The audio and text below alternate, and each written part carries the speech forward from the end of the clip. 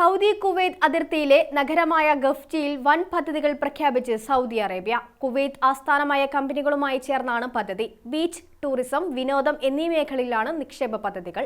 സൗദിയുടെ തീരദേശ നഗരങ്ങളിലൊന്നായ റാസൽ ഖഫ്ജിയിൽ വൻ പദ്ധതികൾക്ക് തുടക്കമിട്ട് സൗദി കിഴക്കൻ പ്രവിശ്യ ഗവർണറേറ്റ്. ഖഫ്ജിയിലെ ടൂറിസം സാധ്യതകൾ ഉപയോഗപ്പെടുത്തിയാണ് പുതിയ പദ്ധതികൾ. കടൽ തീരത്ത് ഹോട്ടൽ, യാച്ച് മറീന, വിനോദമേഖല എന്നിവ വികസിപ്പിക്കുന്നതിനായാണ് പദ്ധതി തയ്യാറാക്കിയത്.